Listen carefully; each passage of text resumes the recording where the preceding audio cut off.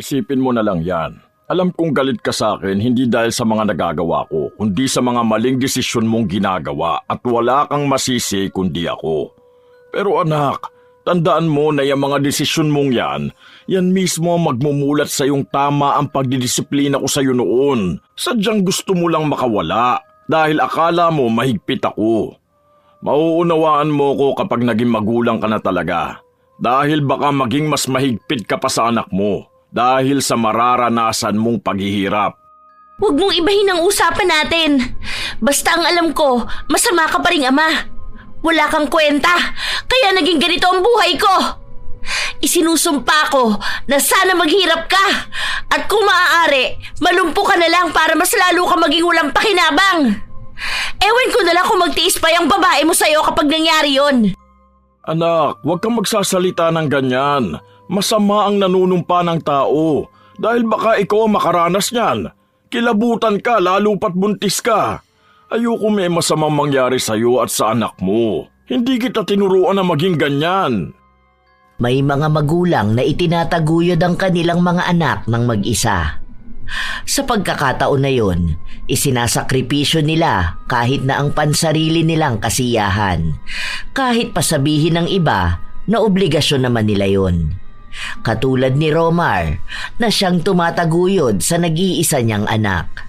Ngunit hindi yun makita ng kanyang anak dahil naghahangad pa ito ng sobra. Ito rin ang bagay na magdadala sa kanila sa isang pagkakataon na pareho nilang paghihirapan ang buhay. Magagawa pa kayang magbago ang isang anak o mananatili itong isang alipin ng kanyang pagkakamali? Bakit? Wala namang masama kung doon ako sa bahay ng boyfriend ko matutulog, di ba? Boyfriend ko naman yun. Ang tanda ko na, panay ka pa dyan bawal sa akin. Kung si mami nga, okay lang sa kanya eh. Bakit kasi sa'yo pa ako napunta? Kung pwede namang si mami ang mag-alaga sa akin simula pa ng bata ako.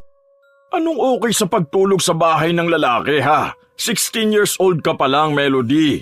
Mag-grade 11 ka pa lang. Alam ko yung mga ganyang edad, mga mapupusok talaga. Dahil napagdaanan ko rin ang ganyang edad. Huwag mo namang sirain kaagad ang buhay mo. Paano kung mabuntis ka ha? Ano na lang ang mangyayari sa'yo? Sa panahon ngayon, ang hirap bumuo ng pamilya. Kung mabuntis man ako, malamang may ama naman yung bata. Hindi naman yun magiging katulad mong tinakasan ng responsibilidad, no? Palibasa, takot ka sa sarili mong multo, kaya ganyan ka mag-isip. Akala mo kasi lahat ng lalaki katulad mo.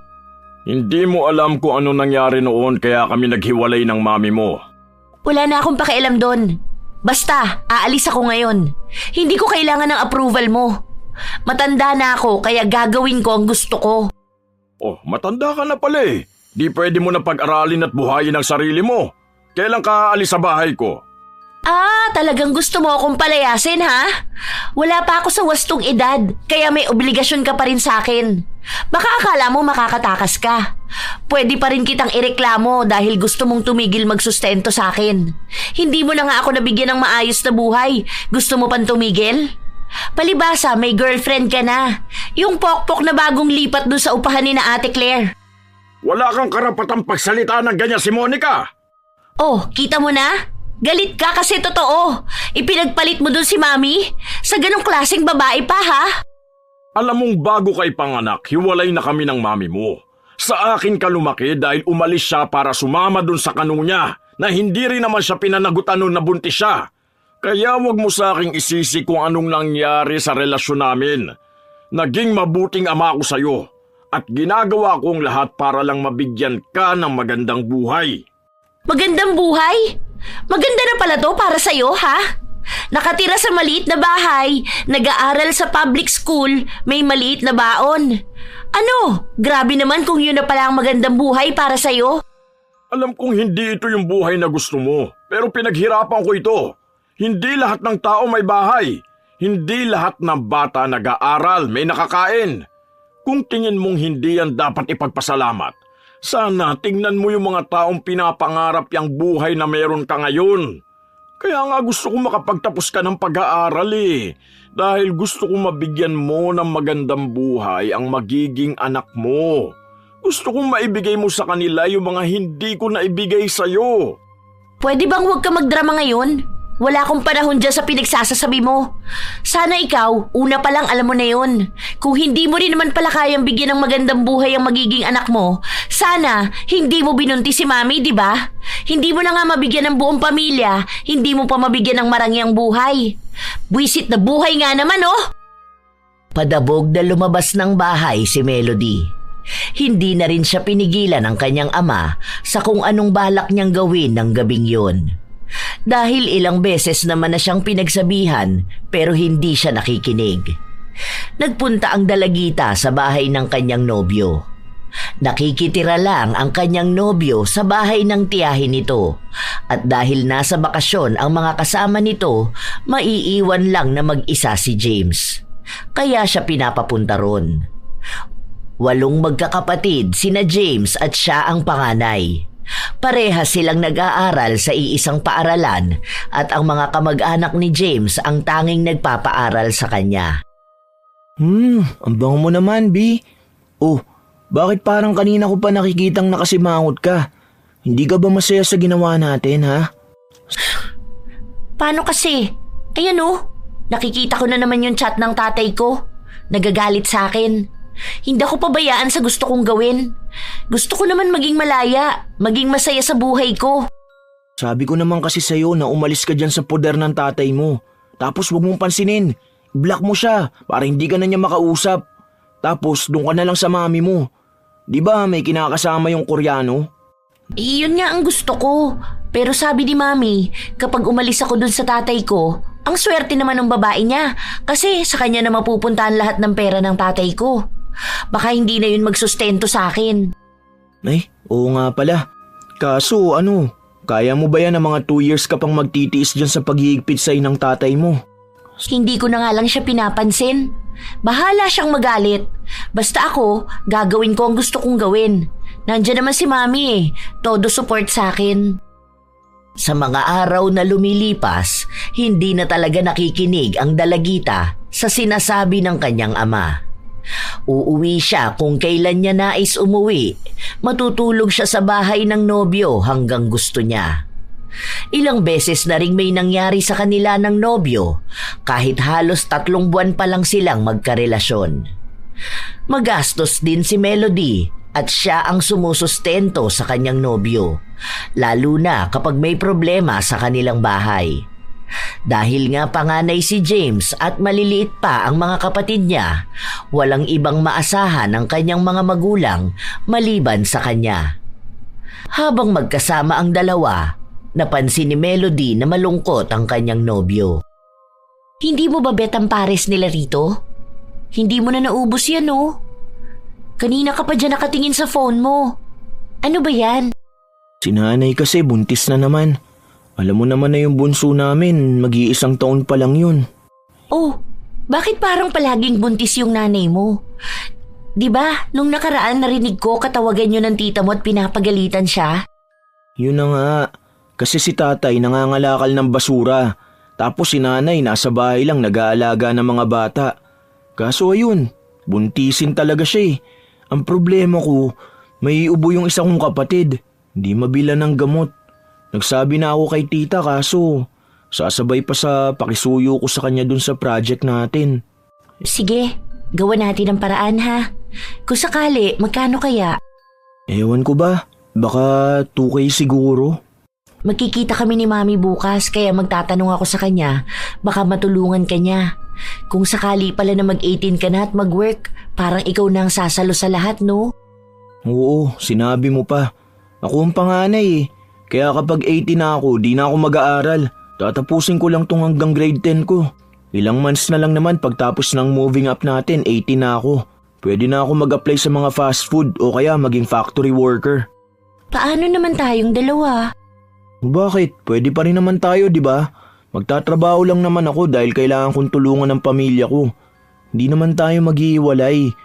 Isa pa, para na rin makabukod ako.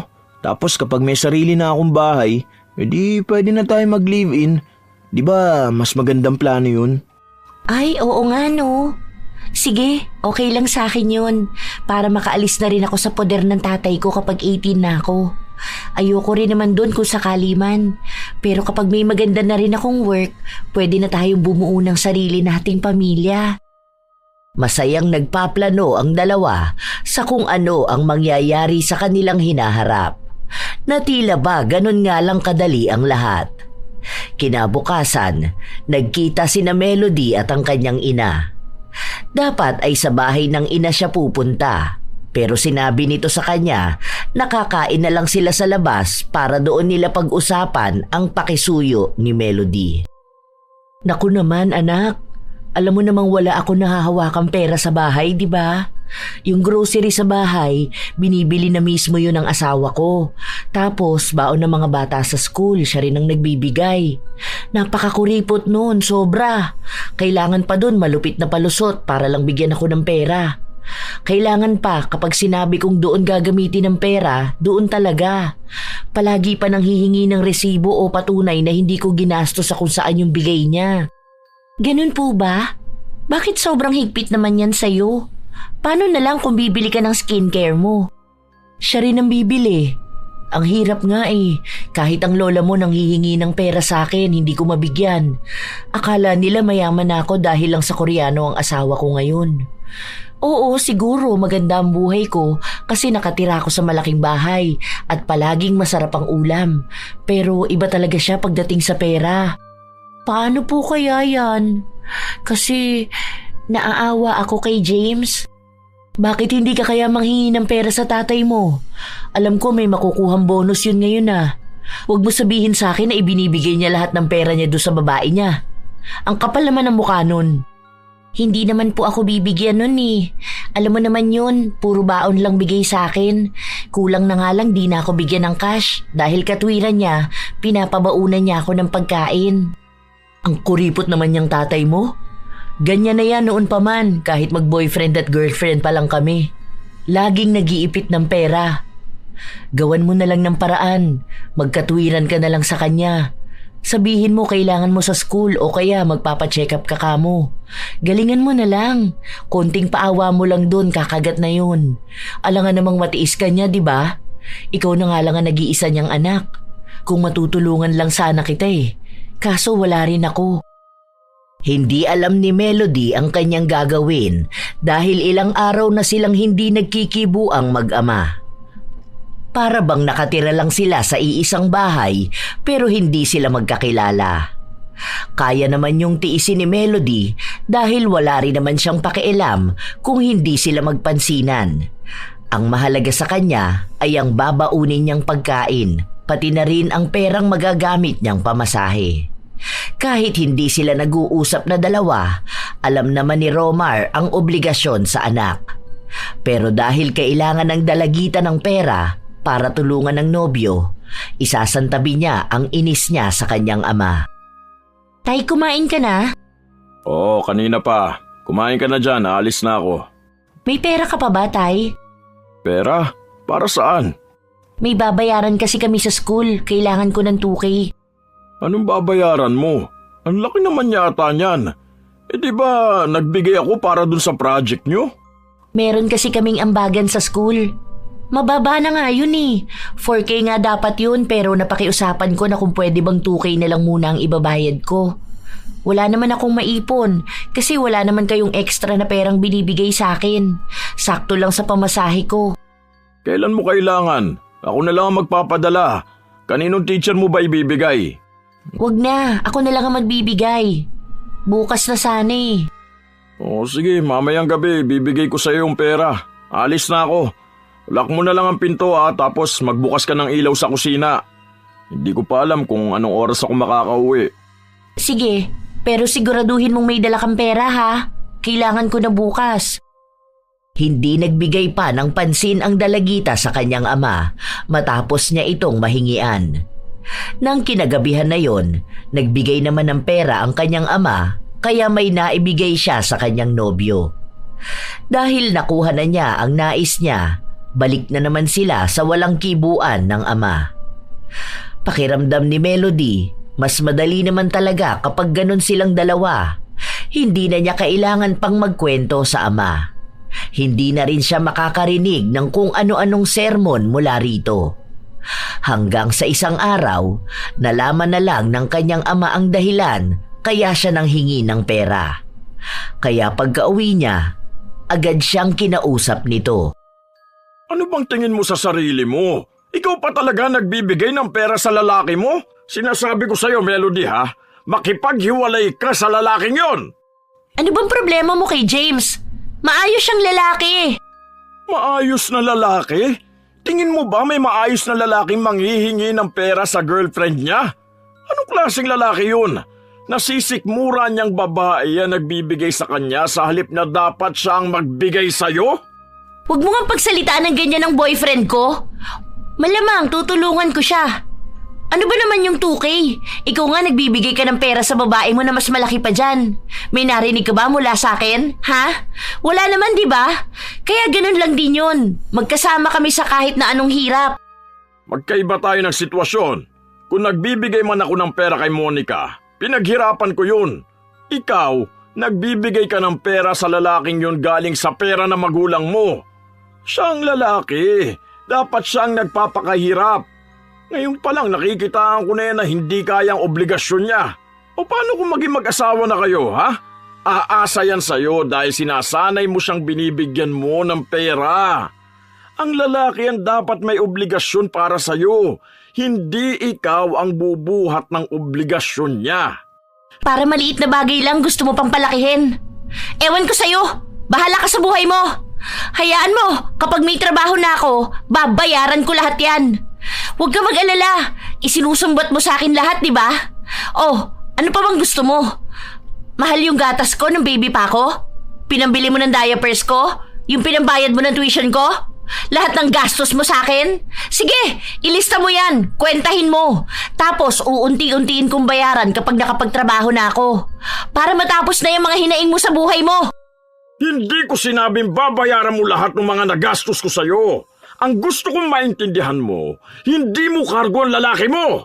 Obligasyon kong ibigay sa'yo ang pangangailangan mo, pero hindi ko obligasyong buhayin ang lalaking yun. Huwag mong pagsasalitaan ng ganyan si James. Ang kapal ng mukha mo, akala mo kung sino ka magsalita dyan? Bakit? Akala mo ba mabuti kang ama? Ha? Kung sana mabuti kang ama, hindi mo hinayaan na wala akong nanay. Kung hindi ka nakipaghiwalay kay mami, sana maayos ang buhay natin.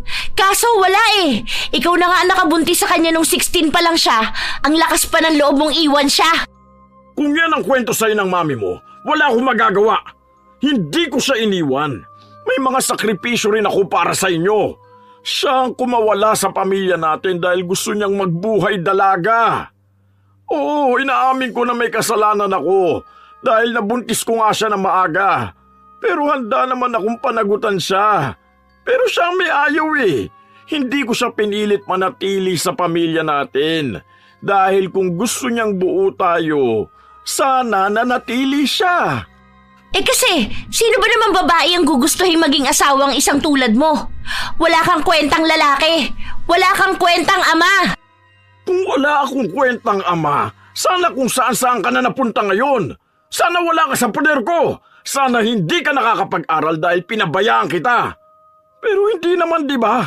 Ikaw ang nag-iisip niyan dahil lang sa kung ano-anong naririnig mong sinasabi ng mami mo. Utang na loob, Melody. Kung tingin mo hindi ka na masaya sa bahay na to kasama ko, hindi rin kita pinipilit na manatili rito. Lumayas ka kung gusto mo. Buhayin mo ang sarili mo. Total gusto mo malaman kung ano bang buhay nang wala ko eh, di ba? Sige, maluwag ang pinto ng bahay ko. Umalis ka kung gusto mo. Makipagtanang ka. Sirain mo ang buhay mo. Pero ito ang tatandaan mo ha. Kung anumang desisyon na gagawin mo sa buhay mo, hindi ko nakasalanan yun. May sarili kang pag-iisip. May sarili kang desisyon. Tama man yan o mali, ikaw ang haharap niyan. Baka dyan mas matuto ka para malaman mo kung gaano ba talaga kahirap ang buhay. Kita mo na? Pinapalayas mo ko dahil gusto mong iuwi rito yung Monica na yon. Ano? Magiging happy family kayo? Wow! Ang lupit mong tatay. Iiwasan mo ang responsibilidad mo sa akin para lang buhayin ang anak ng iba. Napakagaling mo! Sa ayaw at sa gusto mo, patitirahin ko rito si Monica. Gagawin ko! Bahay ko to! Ako ang nagpundar nito. Kaya ako magdidesisyon kung sino ang titira dito. Wala kang kwentang, ama! Buwisit ka! Pinapakita mo lang lalo sa akin na dapat hindi ka ginagalang. Sana hindi na lang ikaw ang naging tatay ko. Baka sakaling maging masaya pa ako eh. Alam mo bang kinakahiya kita? Kapag may nagtatanong sa akin kung nasan ang tatay ko, lagi kong sinasabi na patay na siya. Dahil ayokong ipakilala ka sa kanila. Nakakahiya! Baka pagtawanan pa nila ako. Mas mabuti pang patay ka na sa kwento ko kesa naman makita nila kung gaano kamiserable ang buhay ko dahil lang sa kasama kita. Wala akong pakialam sa kwento mo. Yan naman talagang pinaparamdam mo sa akin simula pa noon eh.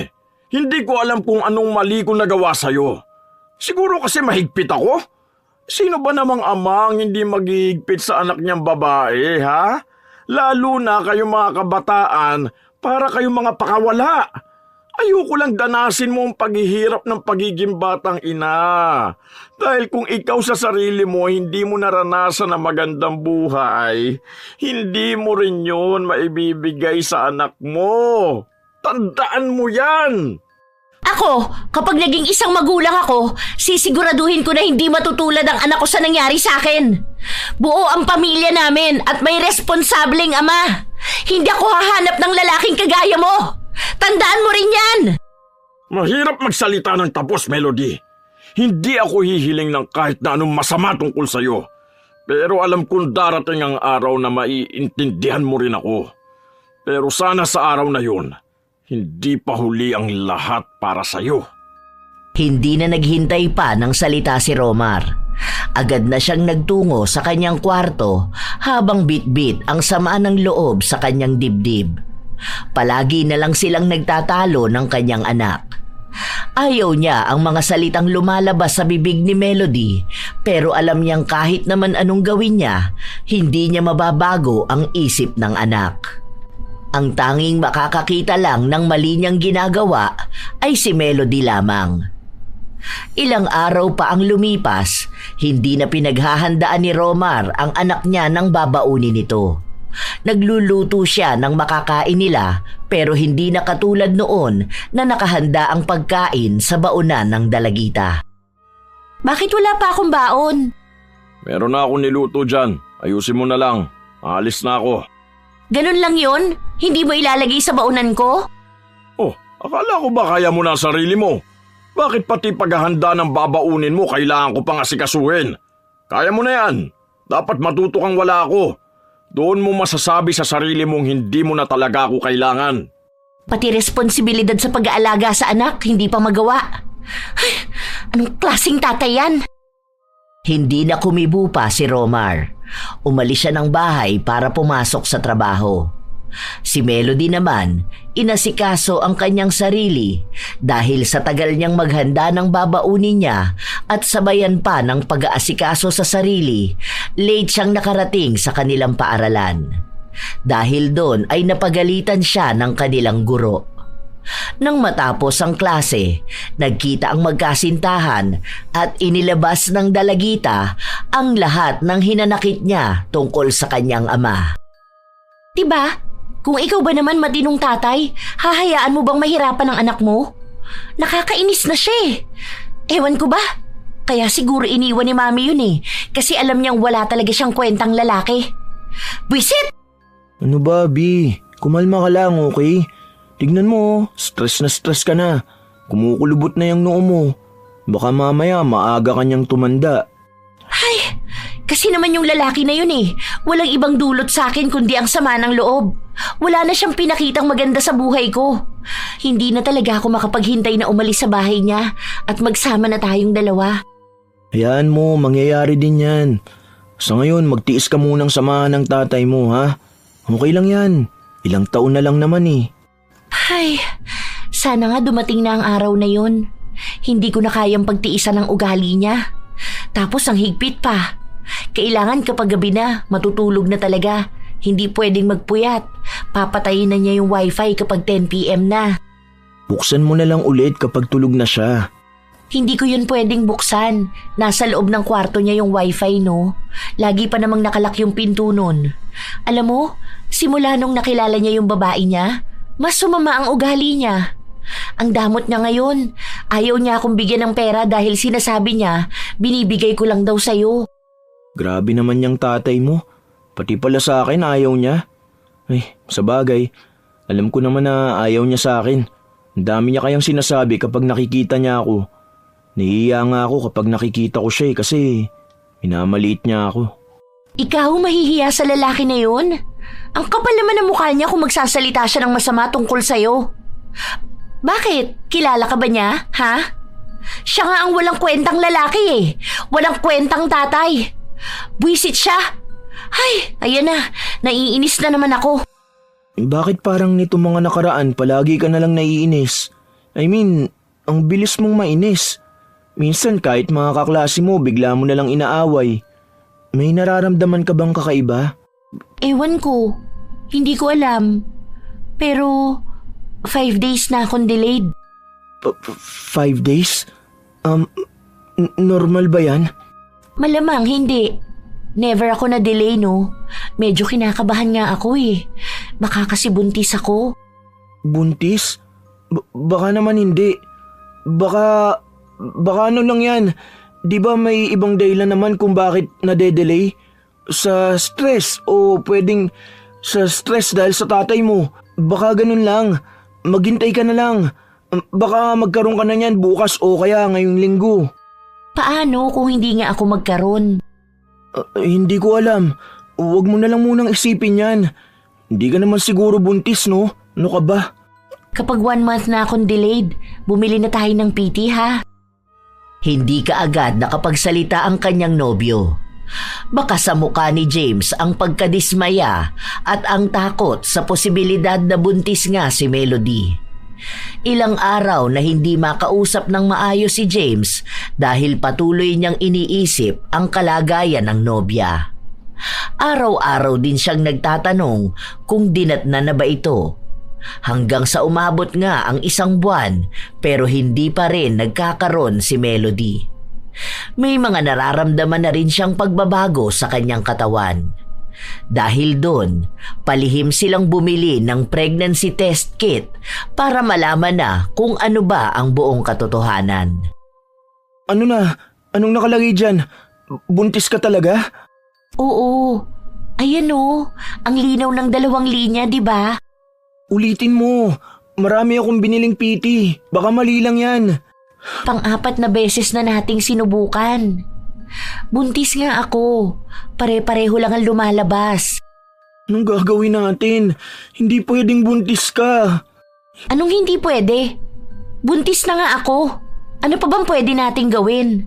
Ayaw mo ba? Magkakaroon na tayo ng anak. Magiging isang masayang pamilya na tayo. Bakit ganyan ang reaksyon mo?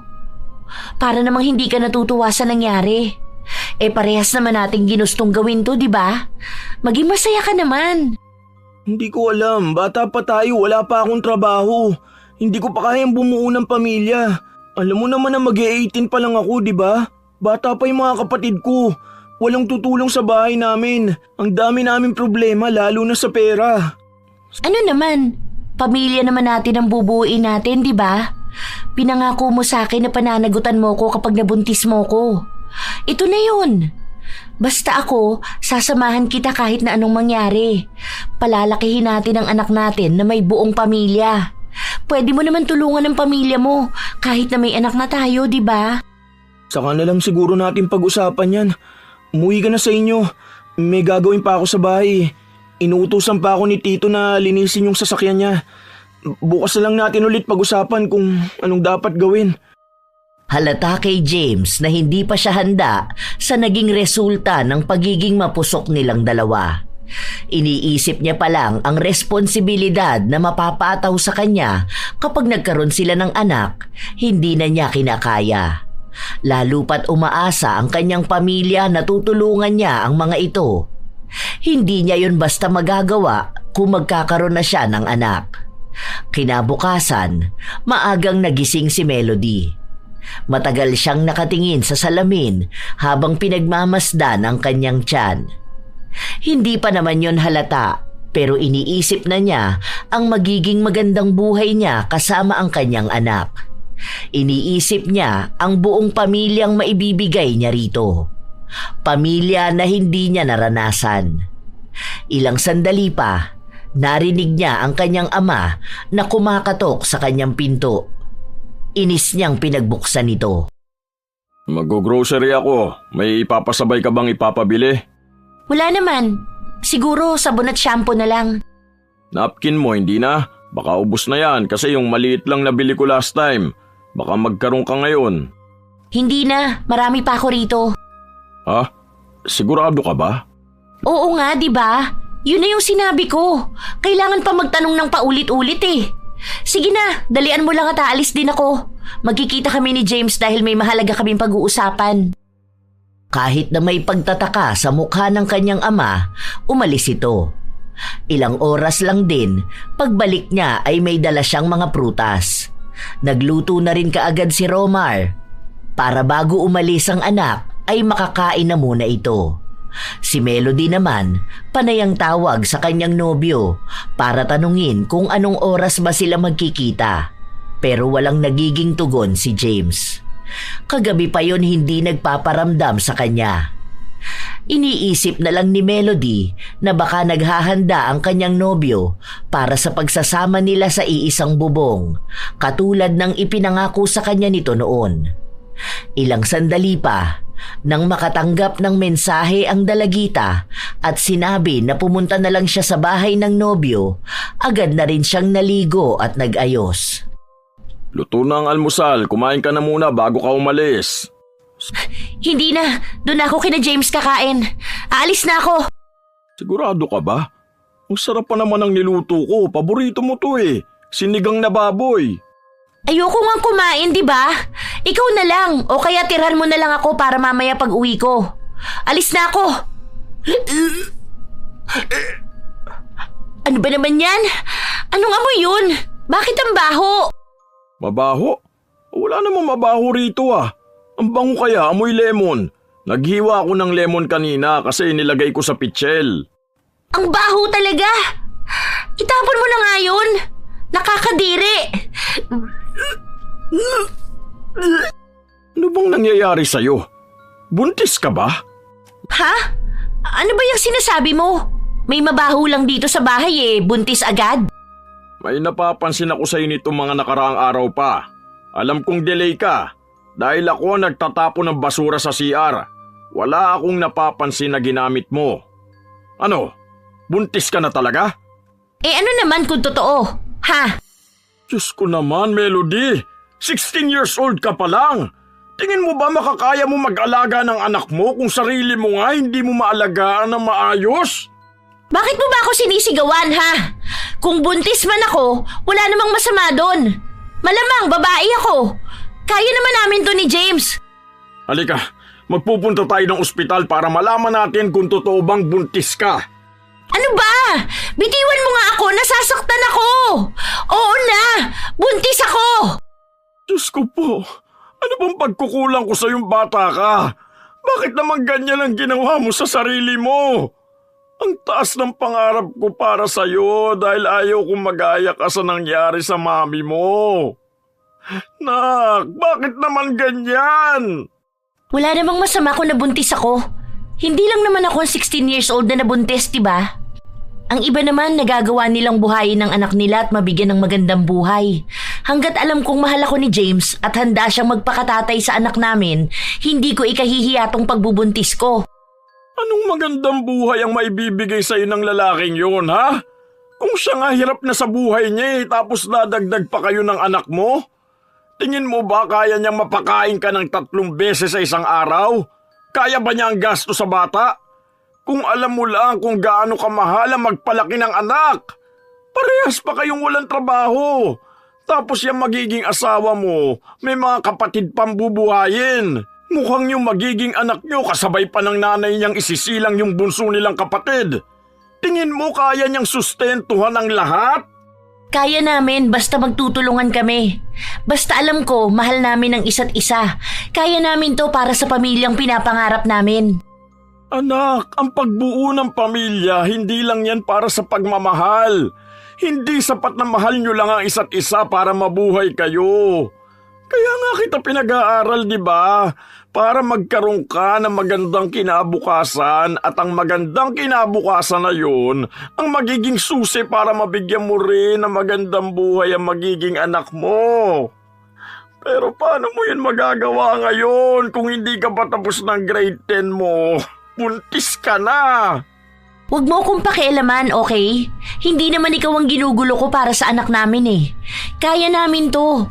Kapag nakapanganak na ako, pwede naman ako maghanap ng trabaho. Mabibigyan pa rin naman ng magandang buhay ang anak namin. Huwag mong pangunahan ng desisyon ko sa buhay. Hindi mo alam kung ano ang mga plano namin. Tila ba gumuho ang mundo ni Romar nang marinig niya ang mga salitang yon mula sa kanyang anak. Nawala na siya ng pag-asa na pakikinggan pa siya nito. May desisyon na si Melody at kahit na ano pang sabihin niya, yun pa rin ang pipiliin ng kanyang anak. Kaya sa halip na paghigpitan pa ito, hinayaan na lang niyang gawin ni Melody ang sa tingin niya ay tama. Ilang linggo pa ang lumipas, tumigil na sa pag-aaral ang dalagita dahil kailangan niyang bantayan ang kanyang kalusugan para sa kanilang anak. Huminto rin si James sa pag-aaral para maghanap ng trabaho. Naging kargador siya sa palengke at kakarampot na pera lang ang kinikita niya. Hanggang sa nagpasya ang dalawa na magsama na sila dahil nagpupumilit si Melody na dapat ay sa iisang bahay na lang sila nakatira. Gurado ka ba ron? Oo, para hindi na rin ako mahirapan na palagi ako nagpupunta sa bahay nila. Para doon na lang ako. Pwede naman kayo rito. Para kahit paano mababantayan kita. Hindi na. Kaya nga ako aalis dahil ayoko makasama ka. Sige na, okay na muna tong dala kong gamit. Saka ko na lang kukunin yung iba kapag lilipat na kami ng bahay. Magpadala ka na lang sa akin ng pera bilang sustento mo. Dahil wala pa naman akong 18 years old, hindi pa pwedeng masolo ng babae mo ang lahat ng pera mo. Hindi na pinigilan ni Romar ang anak. Makikitira sina Melody at James sa bahay ng tiyahin ng binata. Nakiusap na si James kaya pumayag naman ito. May hiwalay na maliit na kwarto naman ng binata at ipinangako niya na kapag nakaipon siya ng pera, lilipat sila sa mas maayos na paupahan. Unang araw pa lang ni Melody, pinaglinis na siya ng bahay. Siya ang naghugas ng mga plato pero ang dami niyang nabasag dahil hindi siya marunong sa gawaing bahay. Galit na galit ang tiyahin ni James kaya pag uwi nito ay pinagalitan ng binata sa ginawa ng kanyang nobya. Hindi nga ako marunong maghugas ng plato Bakit kasi ako ang gagawa nun? Sa bahay nga namin di ko ginagawa yun kahit magluto. Nagagalit si tita. Kasi pati yung sinaing mo, hilaw na sunog. Hilaw sa ibabaw pero sunog sa ilalim. Nagsorry na lang ako. Wala ka bang ibang alam na gawaing bahay? Wala. Bakit kasi ako ang gagawa nun? Hindi ba sila marunong? Bi, nakikitira lang tayo sa bahay nila. Kahit noon pa akong tagalinis dun. Ang galing naman nila, no? Gagawin nila akong katulong, Hoy, sa bahay namin ni minsan hindi ako pinaglinis, no? Tapos kanina, gusto pa atang ako pa maglinis ng CR. Ayoko nga ng ganun. Ano, kukuskusin ko yung inidoro? Yak, kadiri! Dahil dito ka na nakatira, hindi ka na pwedeng maging buhay prinsesa. Kahit pa sabihin mong buntis ka. Kasi nakikitira pa rin tayo sa bahay nila. Sila nagbabayad ng bills tapos hindi naman ako masyadong makaambag sa pagkain. Intindihin mo na lang, Bi. Kailangan mong makisama sa kanila dahil wala pa tayong sariling bahay Kahit na ayaw ni Melody maglinis ng bahay, ginawa niya yon. Kapag naaabutan siya na nagpapahinga, pinaparinggan siya. Muntikan pa niyang makaaway ang anak ng tiyahin ni James dahil masyado itong maldita sa kanya. Ang daming inuutos. Inis na inis si Melody dahil hindi siya sanay na inuutusan siya. Minsan, kahit na gusto niya ang pagkain, hindi siya binibigyan. Nakakabili lang siya ng gusto niya kapag nagpapadala ng pera ang kanyang ama. Pero lingguhan ito kung magbigay ng pera at sapat lang yon para sa pagkain niya. Isang araw, hindi na napigilan ni Melody na makaaway ang pinsan ng nobyo. Nakasagutan niya ito dahil inuutusan siyang lumabas ng bahay at bumili ng merienda nito. Mainit sa labas kaya ayaw ni Melody. Dahil doon, halos magkagulo sila sa loob ng bahay. Mabuti na lang at naawat ng tiyahe ni James at nakaramdam ng kaunting konsiderasyon sa kanya dahil buntis siya. Ayoko na rito. Bakit kasi ganyan sila? Di, tiisin mo na lang. Wala rin naman tayong magagawa eh. Inuutusan niya akong lumabas eh. Ang init kaya. Paano kung mangitim ako? Saka panay siya utos sa akin, di naman niya ako katulong, no? Wala ba siyang paa? Hindi niya ba kayang lumabas? Ha? Ganyan talaga yung pinsan ko. Dati kasi may yaya siya pero nag-resign na. May yaya naman pala siya eh. Sana kumuha na ulit sila. Hindi pwede kasi dagdag expenses nila. Tapos itong kwarto natin sa yaya to. Kapag nag-hire sila, saan tayo matutulog? Dati nung mag-isa lang ako sa sofa ako natutulog, di ba? Alam mo naman yun. Naiyak na lang lalo ang dalagita dahil hindi yon ang buhay na gusto niya. Hindi yon ang inaasahan niya pero yon ang nararanasan niya. Dahil nagkaroon na sila ng alitan ng pinsan ng nobyo, hindi na natahimik ang kanyang buhay. Kaya lumapit na siya sa kanyang ina para humingi ng tulong. Sige na, Mami. Ayoko na dun. Malaki naman ang bahay niyo, di ba? Pwede naman kahit isang room lang. Yung maliit lang. Alam mo naman na ayaw ni Koreano na may ibang nakikitira sa bahay, di ba? Anak mo naman ako eh. Hindi naman ako ibang tao. Kahit na. Pasensya ka na. Tiisin mo na lang doon. Humingi ka na lang ng tawad sa pinsan ng boyfriend mo. Wala ka namang magagawa eh. Ikaw kasi, bakit kasi nagpabuntis ka? Ipalaglag mo na lang kaya yung bata. Ayoko. Anak ko to. Bata ka pa naman. Pwede ka pang magkaanak ulit. Balik ka sa tatay mo. Kasi kung ako lang ang masusunod, pwede ka sa bahay. Kaso yung asawa ko, ayoko naman na mag-away kami. Kung kaya mo namang ipalaglag ang anak mo, gawin mo na lang. Mahirap kasi yan, lalo na kung wala namang maibibigay na magandang buhay ang tatay niyan. Bakit kasi ganito nangyari sa buhay ko eh? Buwisit kasi yung tatay ko. Kung sana naging maayos lang siyang ama, hindi naman ako magkakaganito eh. Napariwara ang buhay ko dahil sa kanya. Yung tatay mo, yun, maraming pera yun. Ano, papayag ka ba na ititira niya ang bagong asawa niya dun sa bahay niyo habang ikaw walang matirhan? Huwag kang papayag. Kasama pa nun ang anak ng babae. Ikaw ang tunay na anak tapos aalagaan niya, anak ng iba? Ipaglaban mo kung anong karapatan mo. Sinulsulan ng kanyang ina si Melody at dahil sa mga sinabing yun ni Cecil, sumang-ayon naman ang kanyang anak. Nagpunta si Melody sa bahay ng kanyang ama kung saan naabutan niya itong kasama nga si Monica at ang anak nito. Tila ba isang masaya at kumpletong pamilya sila. Nakakaramdam ng selo si Melody dahil para bang hindi na siya kailangan ng kanyang ama. Oh, nak, napadalaw ka rito. O tara, sakto, nagluto si Monica ng merienda. Ginataang bilo-bilo. Halika, pasok ka. Oh, ikaw lang ba mag-isa? Nasaan si James? Anong ginagawa ng babae na yan dito? Kasama niya pa yung timawa niyang anak. Paalisin mo nga yan. Nakakapikon makita yung anak niya. Ang pangit. Ang laki ng mata tapos dapa pa ang ilong. Ano ba, Melody? Huwag mo nga pagsalitaan ng ganyan ng bata. Ilang taon pa lang yan, 8 years old pa lang. Matuto kang ang isipin muna yung ilalabas mo salita sa bibig mo. Pinag-isipan ko yun. Bakit nga ba nandito yan sila? At bakit hindi? Dito na sila titira sa bahay. Ah, so hinintay mo lang talaga akong umalis para itira mo sila rito, no?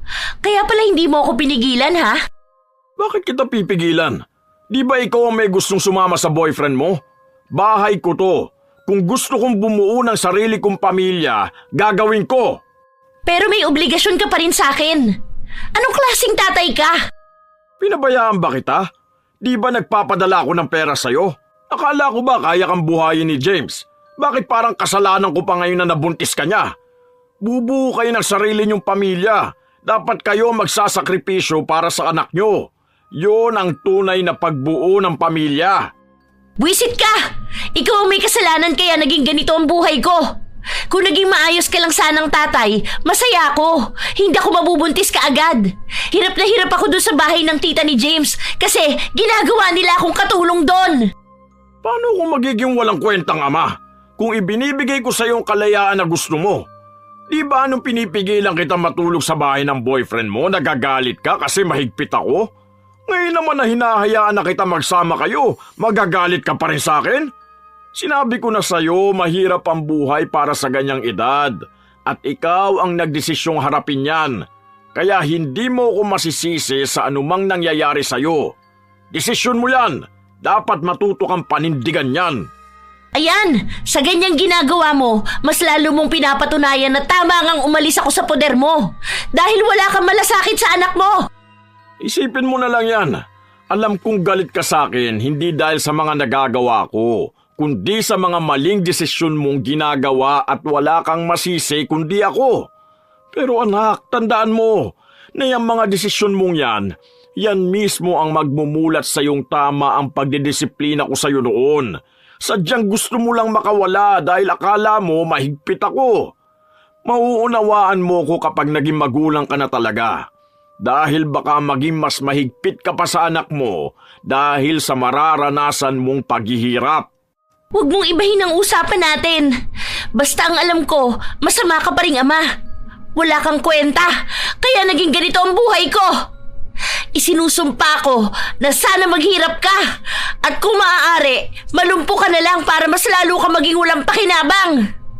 Ewan ko na lang kung magtiis pa yung babae mo sa'yo kapag nangyari yon. Anak, huwag kang magsalita ng ganyan. Masama ang nanunumpa ng tao dahil baka ikaw ang makaranas niyan. Kilabutan ka lalo pat buntis ka. Ayoko may masamang mangyari sa iyo at sa anak mo. Hindi kita tinuruan na maging ganyan. Aleche!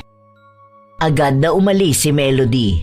Nagtangka pa ang kanyang ama na pigilan siya pero hindi na niya ito kinausap pa. Ang tanging nasa utak lang ng dalaga ay ang panunumpa at pagmumura niya sa kanyang ama. Kay Romar na niya isinisi ang lahat ng nangyayari sa kanya.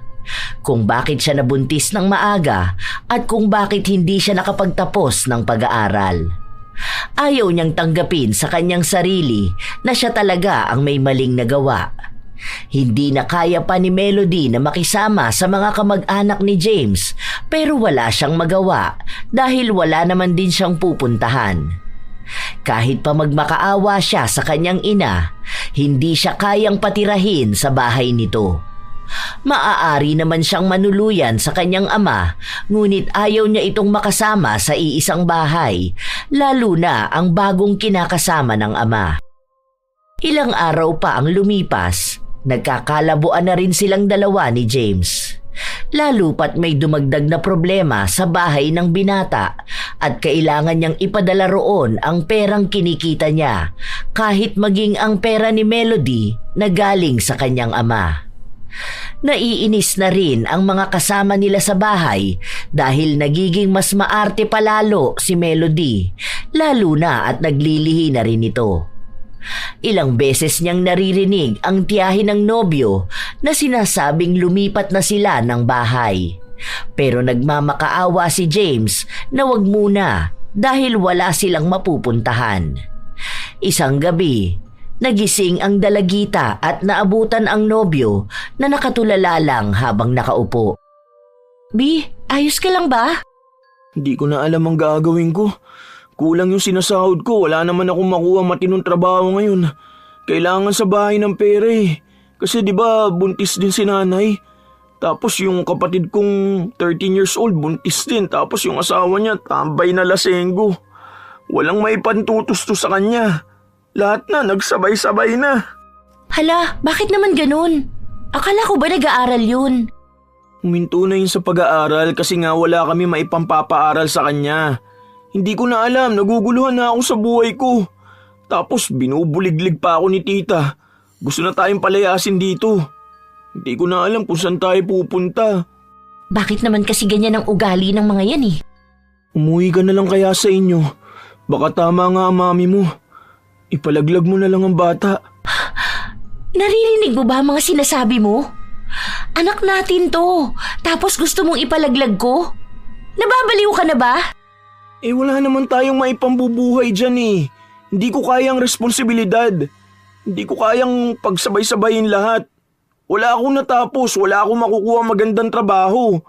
Kung ipagpapatuloy natin yung bata, alam nating mas lalo tayong mahihirapan. Kapag nanganak ka na, ano na mangyayari sa atin? Hindi ka rin naman pwede magtrabaho dahil wala ka pa sa wastong edad. Tapos wala ka rin namang natapos, di ba? Kahit yung grade 10 mo, hindi mo naman natapos eh. Yung mga kasabayan natin, ayun, nag-moving up na. Malaking pagkakamali lang yung bata na yan. Kaya hanggat kaya pa maagapan, ipalaglag mo na yan. Hindi ako papayag! Anak ko to! May plano tayo sa buhay. Kaya naman natin to dahil mahal natin ang isa't isa eh. Bata pa tayo. Hindi natin kayang mabuhay ng tayong dalawa lang. Hindi ko pa kaya. Hindi pa ako handang magkaroon ng pamilya. Please lang, tanggalin mo na ang batang yan. Hanggat maaga pa. Hanggat pwede pa. Ayoko! Hindi ko kayang gawin yun. Bakit si Mami? Nanganak naman siya nung 16 pa lang din siya. Okay naman ako. Magkaiba kayo ng mami mo. At magkaiba kami ng tatay mo. Oo, alam ko naman na magkaiba kayo ni tatay. Dahil yung tatay ko walang kwenta. Hinayaan niya lang na maghiwalay sila ni Mami. Tapos ako hinayaan niya lang mahirapan sa buhay. Ikaw, iba ka sa kanya kasi maganda ang plano mo para sa anak natin, di ba? Hindi tayo maghihiwalay dahil gusto mong buo ang pamilya natin. Dahil ayoko maranasan ng anak ko ang naranasan ko. Maaayos natin ang lahat. Pasensya ka na, Abby. Pero ayoko na. Hindi ko na rin kaya magstay sa relasyon natin. Pagod na ako sa lahat. Hindi ko kayang panindigan yung bata. Hindi ko pa kayang maging ama sa ngayon. Kasi hindi mo pa yan naisisilang, hirap na ako eh. Paano pa kung mailabas mo na yan? Itigil na natin tong relasyon natin. B, please. Parang awa mo naman. Huwag naman ganito ang gawin mo sa akin, oh. Huwag mo ko ipagtabo yan. Gusto ko buo ang pamilya natin. Huwag mong hayaan na lumaki ang bata na hindi buo ang pamilya niya. Kaya nga ipalaglag mo na lang yan para hindi niya na maranasan ng sirang pamilya. Kasi ako hindi ko na talaga kayang panagutan yan. Umuwi ka na sa mga magulang mo, ayoko na. Gusto ko lang makipaghiwalay sa'yo. Ilang beses pang nagmakaawa si Melody sa kanyang nobyo pero tila babuo na ang desisyon nitong makipaghiwalay sa kanya at ang pagkumbinsi sa kanya na ipalaglag ang kanilang anak. Kinaumagahan, nang magising si Melody, wala na ang kanyang nobyo. At ang sabi ng tiyahin nito, umalis na raw si James at hindi nila alam kung saan ito nagpunta. Pinapalayas na rin siya dahil wala na siyang rason para manatili roon. Teka, sandali lang. Dahan-dahanin niyo naman ang gamit ko. Kailangan ba talagang itapon niyo? Hindi siya pinakinggan ng mga yon. Basta na lang itinapon sa labas ang mga gamit niya at siya na ang nag-isa-isang pulutin yon. Hindi mawari kung nais bang maiyak ng dalagita o nais niyang manggalaiti sa galit. Sinubukan niya ring tawagan si James pero hindi na ito sumasagot sa kanya. Kahit tawagan niya ang mga magulang ng nobyo, wala silang maiturong lugar kung nasaan ang binata. Ano ba naman, James? Nasaan ka na ba? Bakit mo naman ginawa sa akin to? Mukha akong kawawa rito sa kalsada. Nakakahiya. Nakatingin silang lahat sa akin. Ano bang mali kong nagawa sa buhay ko at nagkakaganito ako? Habang naglalakad ang dalagita sa gilid ng kalsada, may isang mabilis na sasakyan ang paparating sa pwesto niya. Nakaiwas naman siya pero malakas pa rin ang pagtilapon niya sa gilid kaya nahulog siya sa maliit na uwang ng kanal. Isang paa niya lang ang lumusot pero ramdam niyang may bakal na bumaon sa kanyang binti bago unti-unting namanhid yun. Humingi ng tulong ang dalaga. Nagkagulo naman ang mga taong nakakita sa kanya pero hindi na nila nahabol pa ang sasakyan na muntikan ng makabangga sa dalagita. Matagal bago narespondehan si Melody dahil hindi siya maaaring basta na lamang hugutin sa pagkakahulog niya sa kanal dahil may nakabaong bakal sa kanyang binti. Nang madala siya sa ospital, iyak lang siya ng iyak. Ang daming bumabagabag sa utak niya at isa na sa iniisip niya ay ang kanyang anak. Nang araw din na yon, tinawagan niya ang kanyang ina para puntahan siya. Pero ang sabi lang nito sa kanya ay hindi siya pinayagan ng kanyang asawa dahil walang magbabantay sa mga anak nila. Kaya walang nagawa ang dalagita kundi tawagan ang kanyang ama. Agad namang napasugod ang kanyang ama sa ospital at inasikaso siya nito. Mabuti naman ligtas ang anak mo. Pero medyo magkakaroon ng komplikasyon sa paa mo. Baka matagalan kang hindi makalakad dahil may ugat daw na natamaan ng matusukan ng makalawang na bakal. Inaasikaso pa yung sa tetanus vaccine na pwede sa buntis. Hindi ko alam kung pwede ka na lumabas bukas o sa Monday. Nasaan si James? Ano ba nangyari sa'yo at napunta ka sa ganong sitwasyon? At ano rin yan? Bakit dala mo yung mga gamit mo? Hindi kumibo si Melody dahil ayaw niyang sabihin sa kanyang ama kung ano bang tunay na nangyari. Iniisip niya kasi na magiging katatawanan lang siya. Alam niyang sisisihin lang siya ng ama kapag nalaman nitong naghiwalay na silang dalawa ni James. Pero mukhang kahit na hindi na niya sabihin pa, alam na ni Romar ang nangyayari. Ang kanyang ama ang nag-asikaso sa kanya hanggang sa makauwi siya sa kanilang bahay. Hindi pa rin nagsasalita si Melody. Tawagin mo na lang ako kapag may kailangan ka ha. Nakakuha na rin ako ng vitamins mo. Sa ngayon, huwag mo munang pilitin ng magkikilos dahil baka makaapekto rin yan sa anak mo. Hindi makatingin ng diretso si Melody sa kanyang ama. Bukod sa kirot ng kanyang binti, halo rin ang bagabag at inis na nararamdaman ng dalagita. Hindi niya akalain na ang kanyang ama pa rin ang mag-aasikaso sa kanya matapos niyang ipagpilitan na kaya na niyang mabuhay na wala ito sa piling niya. Isinumpa niya pa ito pero tila ba tumalbog sa kanya ang masamang hiling niya. Siya ang naghirap at hindi makalakad. Wala na rin sa kanya ang nobyo at talagang tinakasan na nito ang responsibilidad sa kanya. Hindi na niya alam kung itutuloy niya pa ba ang pagbubuntis o gagawin niya ang hiling ng ina at ni James na ipalaglag na lang ang bata. Ilang araw pa ang lumipas, hindi pa rin kumikibo ang dalagita. Ang kanyang ama at si Monica ang nag-aasikaso sa kanya kahit pasabihin niyang kaya na niya ang sarili niya. Isang gabi, nang dalhan ni Romar ng pagkain ng anak sa kwarto nito, kapansin-pansin na malalim ang iniisip ni Melody. Nak, kain ka na para makapagpahinga ka na. Mamaya lilinisan ko yung sugat mo. Oo nga pala. Bukas sasamahan ka na lang ng tita Monica mo sa center ha para sa check-up mo. Ipalalaglag ko na ang batang ito. Ha? Bakit? Ano ba yung naiisip mong bata ka? Bakit? Wala naman siyang tatay ah. Hindi ko rin naman siya kayang buhayin. Tapos tingnan mo, makakaya ko ba tong alagaan kung lumpo ako? Ayoko mahirapan ang anak ko. Alam kong ito rin naman ang gusto mo. Kahit na kailan hindi ako sumang-ayon sa ganyan.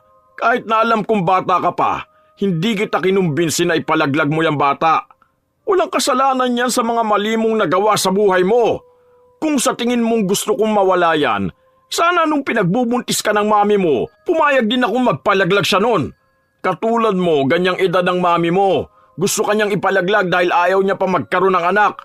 Pero hindi ako pumayag. Kaya nung ipanganak ka, sa akin ka na talaga napunta. Unang araw mismo ng pagkasilang mo, iniwang ka na niya sa akin. Alam mo, sa totoo lang, sobrang hirap naman talaga maging magulang. Pero hindi ibig sabihin na kapag nahihirapan ka na sa ginawa mo, ang tanging paraan na lang ay alisin ang anak mo. Pero wala na siyang tatay. Ano, lalaki siyang katulad ko na hindi buo ang pamilya? Magiging malungkot? Magiging nakakatawa? Sa totoo lang anak, ikaw lang ang nag-isip niyan sa sarili mo noon. Hindi dahil lumaki ka sa sirang pamilya, may kulang na rin sa pagmamahal na natatanggap mo. Pamilya lang ang hindi buo, pero yung binigay kong pagmamahal sa'yo, higit pa sa pagmamahal na kaya ko ibigay. Simula nung nahawakan kita pagsilang mo, doon ko naunawaan kung ano ang tunay na ibig sabihin ng pagiging ama.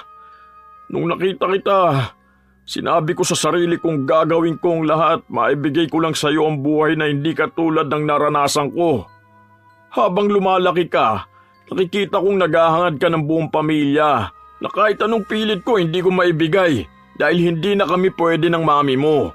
Kaya sa tuwing nagtatalo tayo, sobrang sama ng loob ko dahil ayoko nagagalit ako sa iyo eh. Dahil anak kita, mahal na mahal kita. Kung alam mo lang kung paano ako mag-alala sa iyo nung wala ka na sa poder ko. Dahil iniisip kong hindi mo kayang mabuhay nang wala ako eh. Hindi ka pa handa. Pero wala akong magawa dahil gusto mo maging malaya eh. At dahil mahal na mahal kita, hinayaan kitang matuto sa sarili mong desisyon. Anak, hindi pagkakamali ang bata na yan. Desisyon niyo yung buuin. Kaya hindi kailanman mababago ng pagpapalaglag mo ang nakaraan mo. Hindi ang bata ang hadlang sa buhay mo. Ikaw mismo dapat sa sarili mo ang nakakaalam kung paano mo haharapin ang resulta ng desisyon mo. Huwag mo ugaliing tumakbo at tumakas. Dahil sa ginagawa mo, pinapalala mo lang ang kalagayan mo. Pero hindi ko kayang bumuhay ng anak. Hindi ko kayang maging batang ina. Paano kung hindi ko kayang mapalaki ng maayos ang anak ko? Natatakot ako. Normal ang matakot, anak. Nandito si tatay. Kahit na kailan hindi kita pababayaan. Basta magpakatatag ka lang palagi, ha? Lalo pat magkakaroon ka na ng anak. Nakatitig lang si Melody sa muka ng kanyang ama. Walang kahit na anong galit at paninisi na mababaka sa mukha ni Romar. Dahil tanging pagtanggap at pagmamahal sa anak ang nais niyang ipakita. Dahil doon, unti-unting natauhan si Melody sa mga kasalanang nagawa niya sa ama. Hindi na niya napigilan pang maging emosyonal. Sorry, Tay. Sorry. Ang sama kong anak. Noon pa man, galit na galit ako sa'yo kahit wala ka namang pinakitang mali. Kahit na pagmamahal lang naman yung gusto mong iparamdam sa akin. Hindi ko man lang nakita yun. Pinagpilitan kong maging malaya at di ko inintindi yung paghihigpit mo sa akin. Ngayon, naiintindihan ko na kung bakit mo yun ginagawa. Dahil ayaw mong maulit sa akin yung nangyari kay Mami. Pero eto na nangyari na sa akin. Single mom na ako. Yung tatay ng anak ko, hindi nyo naging kasing responsible. Kakaiwas ko magkaroon ng asawa na malayo sa ugali mo. Napunta ako sa walang paninindigan. Sorry, Tay. Tapos, ilang beses pa akong humiling ng masama tungkol sa'yo. Tama ka nga. Kung wala ka, hindi ko kakayanin ang buhay sa mundong to. Sana, anak ko. Umiiyak ka na naman, Okay lang yan. Dumarating talaga tayo sa punto na nagkakaroon tayo ng maling desisyon. Pero hindi naman ibig sabihin na yun na rin ang katapusan ng lahat. Malalaman natin kung gaano tayo magiging matatag kapag natuto na tayong harapin ang pagkakamali na nagawa natin. Sorry, Tay. Huwag mo akong iiwan na. Ikaw na lang ang kakampi ko. Hindi ko kakayanin kung wala ka. Oo naman, hindi mawawala si tatay. 2 na kayo ng anak mo ang baby ko. Gagaling ka pa rin naman, hindi ka habang buhay na magiging lumpo. Sa ngayon, kailangan mo magpakatatag dahil kailangan mo maging malusog para maging malusog din ang baby mo paglabas. Kaya mo yan, ha? Big girl ka na dapat kasi magiging mami ka na. Nagkapatawaran ang mag-ama. Alam ni Melody na hindi sapat ang salita para maipakita niya ang pagsisisi sa mga nagawa niyang mali. Sa ginagawang pag-aalaga sa kanya ni Romar, doon nalaman ni Melody kung ano ba ang tunay na pagmamahal. Hindi niya kailangan hilingin ang buong pamilya dahil kaya namang ibigay ng kanyang ama ang mga pangangailangan niya. Naging maayos din sila ni Monica, lalo pat nakikita niyang maalaga rin ito sa kanya at kay Romar. Habang tumatagal at lumalaki na ang tiyan ng dalagita, nagiging maselan din ang kanyang pagbubuntis. Pero wala siyang ibang ginagawa kundi ang magpahinga at magpagaling.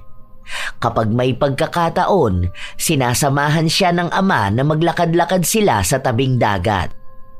Nahihirapan pa rin si Melody humakbang at lumakad ng maayos, pero nakakaya naman niyang umusad sa tulong ng kanyang ama. Naging bukas siya para tanggapin ang mga payo ng ama dahil alam niyang lahat ng iyon ay makakabuti sa kanya. Hindi rin sa kanya pinaparamdam na malaking pagkakamali sa buhay nila ang kanyang anak. Dahil atat din ang ama na mahagkan ang kanyang magiging unang apo. Tignan mo to, anak. Di ba ang cute? Color pink tong mga binili ko. Yung ibang mga gamit ni baby, sa next sahod ko na bibilin, ha? Uunti-untiin natin yan. Salamat, Tay. Hindi mo talaga kami pinabayaan. Ready na lahat ng gamit ni baby. Siguro kung wala kayo, baka kahit isa dyan, wala akong nabili. Siyempre, dapat may mga gamit na si baby kasi ang hirap kapag wala. Naalala ko pa nung ipinanganak ka, naghanap pa kami ng damit ng baby. Kung kani-kanino ko lumapit para lang manghiram. Ayoko namang maranasan yun ni baby at Asha. Nakakatuwa naman. Feeling ko, paglabas ni baby, magiging lolos girl to. Naku, pagpapagalitan ko na tong anak ko, may tatakbuhan siya. May kakampi na agad.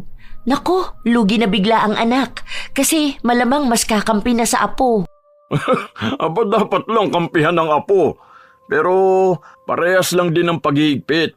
Baka nga mas mahigpit pa, no? Siyempre, Tay. Hindi pwedeng mabuntis ng maaga. Naku, masasampal ko siya. Grabe ka naman sa anak mo. Oo nga po pala, may naging balita na po ako kay James. Ang sabi sa akin nung kakilala namin, nakita niya raw si James na may bagong asawa, pero matandang babae na raw. Hindi ko lang alam kung saan na yun nakatira. Baka yun na lang ang pinatulan niya, kasi kailangan nga ng pamilya niya ng pera. Lalo pat yung mga kapatid niya, maliliit pa. Tapos yung nanay niya, buntisin din. Naku, kawawa naman din yun. Yan ang mahirap talaga kapag nag-aanak ng walang plano. Sa hirap ba naman ng buhay ngayon, hindi pwedeng basta ka nalang maglalabas ng bata sa mundo. Lalo kung wala ka namang magandang plano kung paano mo siya bubuhayin. Ngayon ko lang po na-realize yung mga ganong payo niyo sa akin noon, na dapat bigyan ko muna ng magandang buhay ang sarili ko dahil hindi ko mabibigyan ng magandang kinabukasan ng anak ko kung pati ako nakalugmok sa kahirapan. Gusto ko po ulit sanang mag-aral, Tay, kapag nakapanganak na po ako. Gurado ka ba? Okay lang naman, total, may nakatabi naman akong pera para sa pag-aaral mo talaga. Salamat po, Tay. Ang swerte ko po talaga sa inyo. Tama ka nga po. Hindi lahat ng bata may bahay na matitirhan. Hindi lahat ng anak may amang responsable. At hindi lahat kayang mag-aral. Kaya hanggat meron ako ng mga bagay na pinagdarasal ng iba, dapat ko itong pahalagahan. Ngayon, ang pangarap na aabutin ko ay hindi na lang para sa akin, kundi para na rin sa anak ko. Naging mas matibay ang samahan ng mag-ama. Ang ina naman ni Melody ay bibihira na lang niyang makausap dahil wala itong magandang naipapayo sa kanya.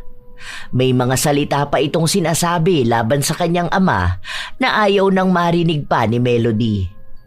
Dahil hindi na ulit papangit ang tingin niya sa ama dahil lang sa panlalason sa kanyang utak ng kanyang ina. Naaalala niya rin kasi kung paano ba siya udyukin ng ina na patayin ang sarili niyang anak para lang magpatuloy sa pagiging buhay dalaga. Wala rin namang naibibigay na tulong sa kanya ang ina dahil takot ito sa kanyang asawa. Sa pagpapatuloy ng mga buwan, walang nakuhang paramdam ang dalagita sa ama ng kanyang anak, kaya tanggap niyang kinalimutan na sila nito. Dumating ang araw na nakapanganak na si Melody at nang unang beses niyang mahawakan ang kanyang anak, nagbago ang pananaw niya sa buhay. Doon niya lubos na naunawaan ang ibig sabihin ng ama, na sa kanya maiintindihan ng lahat kapag naging isa na rin siyang magulang. Naging katuwang ni Melody ang ama at ang madrasta sa pagpapalaki ng kanyang anak. Nang mag-isang taon na ang bata, saka siya bumalik sa pag-aaral. Gusto niyang makatapos para kapag nagkaroon siya ng magandang trabaho, maibibigay niya rin ang pangarap niyang buhay sa anak. Naging maayos na rin naman ang kanyang paglalakad. Hindi ito katulad noon na akala niya tuluyan na nga siyang malulumpo. Ang bilis ng panahon, ano? Ang laki na ng anak mo at ang kulit. 3 years old na agad si Baby Atasha. Samantalang noon, bit-bit ko pa yan ng ganito. Ang liit-liit. Tapos laging lumulungan sa dibdib ko. Kaya nga po, Tay. Hindi ko rin agad na malaya na ganun pala kabilis lumilipas ang panahon, ano? Sa susunod niyan, kaming dalawa na ang mag-aaway dahil magiging makulit na siyang teenager na gustong gawin lahat ng naiisip. Naku! Nakakatakot na baka magmana sa akin yan.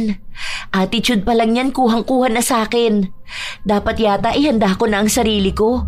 Kasi feeling ko, makikipagtalo lang ako sa sarili ko kapag kausap ko na ang teenager version ng anak ko. Ay naku, ayan nga ang dapat mong paghandaan. Sobrang sakit sa ulo kapag teenager na ang anak. Diyan nalalabas lahat ng puting buhok mo. Huwag naman sana akong isumpa ng anak ko, no? Dapat ipakita mo sa kanya kung anong masamang dulot ng pagsasalita ng masama sa kanyang kapwa. Dapat pangaralan mo siya. Ang panunumpa o paghiling ng ikapapahamak ng iba, maaaring magdulot din ng mas masamang bagay sa kanya. Dahil pwedeng sa kanya mangyari yung isinumpa niya sa iba. Totoo po pala talaga yung gano'n, ano, Tay? Kasi ako mismo ang nakaranas. Natakot na ako magsalita ng masama sa iba dahil nakakatakot na baka sa akin nga bumalik. Naaalala niyo po yung sinumpa kong malumpo kayo? Tapos ako pala yung nalumpo? Ang hirap. Yun na nga ang sinasabi ko. Ang anumang hiling mong maranasan ng iba, siya namang mararanasan mong higit pa. Hindi nakabubuti sa iyong pagsumpa dahil ang dila natin may kapangyarihang makasakit ng iba. Unang sarili natin, kaya dapat palaging isipin ang lumalabas sa bibig dahil mahirap kapag ikaw ang binalikan ng sumpa. Nagbigay ng magandang payo si Romar sa kanyang anak na siya namang buong pusong tinanggap ni Melody. Simula nang matanggap ni Melody ang mga payo ng kanyang ama, napansin niyang nagiging maayos na ang kanyang buhay. At ang mga napagdaanan niya ay magiging malaking parte ng kanyang hinaharap at kung paano nga ba niya palalakihin ang kanyang anak. Unti-unting natuto sa buhay si Melody sa gabay din ng kanyang ama. Doon niya nalaman na mahirap ngang magpalaki ng anak at kung paano siya umasta noon ay isa nga siyang sakit ng ulo ng ama. Sa paglipas ng panahon, nakapagtapos na ng pag-aaral si Melody. Nagkaroon siya ng magandang trabaho kaya naibibigay na rin niya ng paunti-unti ang pangarap niyang buhay para sa anak. Minsan na ring nagtagpo ang landas nila ni James pero hindi sila nakapag-usap tungkol sa kanilang anak dahil umaasta rin naman si James na wala silang nabuo noon. Wala na rin namang pakialam pa si Melody dahil para sa kanya, hindi na kailangan ng anak niya ng tatay. Sapat na siya na lang ang magpalaki rito. Hindi niya ikinahiya na maging isang single mom. Dahil katulad ng kanyang amang nagtaguyod sa kanya, hindi nagiging kabawasan sa bata ang pagkakaroon ng iisang magulang. Lalo na kung maibibigay naman niya ang lahat ng pangangailangan. Hindi rin naman naging sarado ang puso ni Melody kung sakali man na makakakilala siya ng ibang lalaki na siyang magmamahal sa kanya. Pero ang palagi niyang iisipin ay ang kalagayan ng kanyang anak. Bago siya mahalin ng lalaki, dapat mahal din nito ang kanyang anak. Ganon ang natutunan niya sa kanyang ama. Dahil hindi naman nagmahal ang kanyang ama ng ibang babae na hindi rin siya tinanggap. Maraming natutunan si Melody sa kanyang pinagdaanan. Tunay nga na hindi madali ang magbuntis sa murang edad.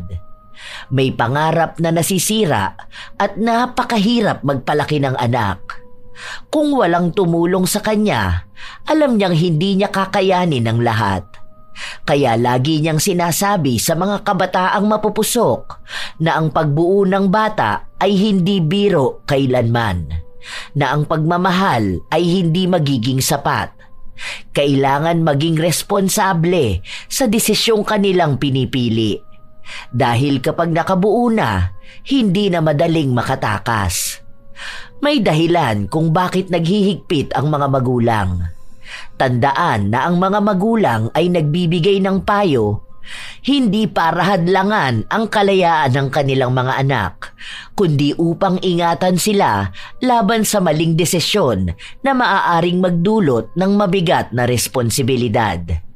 Ang pagsunod sa iyong magulang ay pagsalba sa iyong kinabukasan. Ayaw lang din nilang danasin mo ang maling desisyong kanilang napagdaanan noon. Kayo, mga apo, ano ang opinyon nyo sa naging buhay ni Melody? May nakaranas ba sa inyo na mabuntis sa murang edad? Ano naman ang inyong maibabahaging payo para sa mga kabataang mapupusok at tingin nila ay kaya na nilang bumuo ng isang pamilya? Nais kong marinig ang inyong opinyon at natutunan sa ating bagong kwento. Shout out sa ilan sa mga masusugid na tagapakinig ng mga istorya ni Lola Telang.